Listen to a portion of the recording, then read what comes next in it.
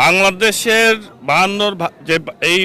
1952 সালের যেই ভাষা আন্দোলন, আমি মনে করি যে বাংলাদেশের সৃষ্টির দ্বিতীয় পর্যায়ে হচ্ছে এই ভাষা আন্দোলন। কারণ আমাদের এদেশের ইতিহাস শুরু হয়েছিল মূলত 1947 সালের দেশভাগের শুরু থেকে। এরপর 52 ভাষা আন্দোলনের প্রথম আমরা বাঙালি সত্তা হিসাবে যে বাংলা ভাষাকে প্রতিষ্ঠা করার জন্য পৃথিবীতে এটাই অনন্য যে ভাষার জন্য মানুষ জীবন দিতে পারে। এবং সেই সময়ে এই 52 সালেই প্রথম মূলত এই দেশে তৎকালীন সময়ে প্রতিষ্ঠিত হয় যে বাংলা ভাষা বাঙালি সত্তা, যা পরবর্তী সময়ে 1971 এবং বাংলাদেশের জন্ম দেয়।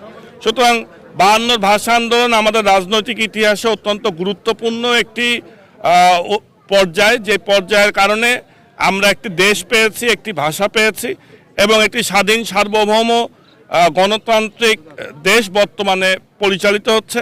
আমরা বাংলাদেশ জাতীয়তাবাদী দল মিরপুর থানা বিএনপি এবং পৌর বিএনপির উদ্যোগে এবং অঙ্গ সংগঠনের উদ্যোগে আজকে এখানে শহীদদের প্রতি শ্রদ্ধা জানিয়ে আমরা এখানে পুষ্পমাল্য অর্পণ করলাম।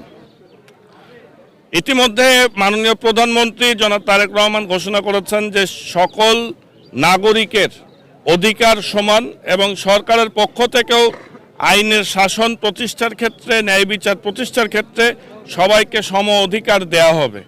এখানে যদি এই সপক্ষ বা বিপক্ষের প্রশ্ন হলো যদি কেউ অপরাধ করে তাহলে সেই অপরাধের বিচার সংশ্লিষ্ট আইনে বা আদালতের মাধ্যমে হবে। কিন্তু আমরা আসলে বাংলাদেশে বর্তমানে বাংলাদেশ জাতীয়তাবাদী দলের যে অবস্থান বা মাননীয় প্রধানমন্ত্রীর যে অবস্থান, যে আমরা একটি বৈষম্যহীন সম অধিকারে বৈষম্যহীন আইনের শাসন এবং ন্যায়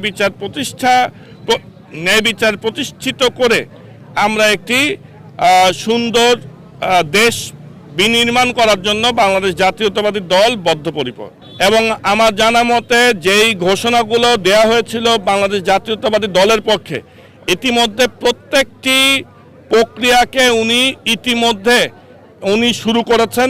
যার কারণে আপনারা জানবেন যে ফ্যামিলি কার্ডের যে ঘোষণা আমরা বাংলাদেশ জাতীয়তাবাদী দলের পক্ষ থেকে দিয়েছিলাম, সেই ফ্যামিলি কার্ড প্রবর্তনের জন্য ইতিমধ্যে একটি আন্তঃমন্ত্রণালয় কমিটি করা হয়েছে এবং 8টি উপজেলাকে পাইলট উপজেলা হিসেবে ধরে সেই প্রজেক্টকে পরীক্ষামূলকভাবে শুরু করার প্রক্রিয়াও করা হয়েছে। এবং একই সাথে এটাকে শোনা যাচ্ছে যে আর্মির মাধ্যমে হোক বা যেদিক দিয়ে হোক প্রক্রিয়া করে খুব অল্প সময়ের মধ্যেই বিএনপি ঘোষিত যে ফ্যামিলি কার্ড, সেই কার্ড অল্প সময়ে বাংলাদেশের মানুষ সহজে পাবে।